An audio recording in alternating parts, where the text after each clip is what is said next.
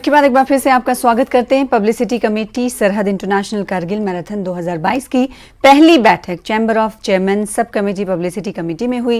बैठक के दौरान सदस्यों ने विभिन्न मुद्दों पर चर्चा की और अपने सुझाव रखे और पूरी ईमानदारी से इस आयोजन का समर्थन करने का आश्वासन भी दिया। इस मौके पर टीम को हर संभव मदद का भी आश्वासन दिया गया।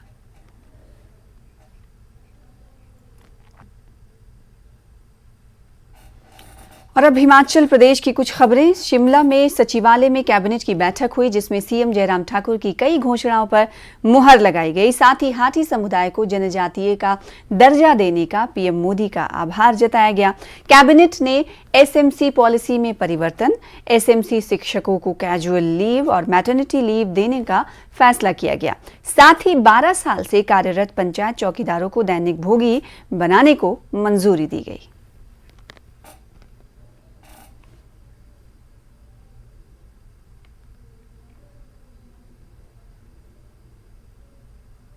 बिल्कुल ठीक। आपकी इस डिबेट में जो है वो एक बात ठीक निकल करके आई है। इन्होंने कुछ मुद्दे उठाए हैं जी, और मैं समझता हूं कि इन मुद्दों पर जो है वो बात हो सकती है।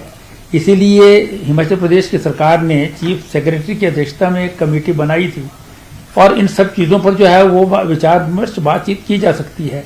इन चीज़ों पर जो है वो ये मेरा व्यक्तिगत मत है, क्योंकि ये सरकार में जब तक चर्चा नहीं होती है, बातचीत मुख्यमंत्री जी से नहीं होती है, तब तक मैं ऑफ हैंड नहीं कह सकता है कि क्या हो सकता है नहीं होता है। लेकिन जो इनके सुझाव हैं, मुद्दे हैं, एनपीएस के विषय में जो इन्होंने बताया है, उन पर तो जो है बात सकारात्मक रूप से जो है वो कभी भी हो सकती है।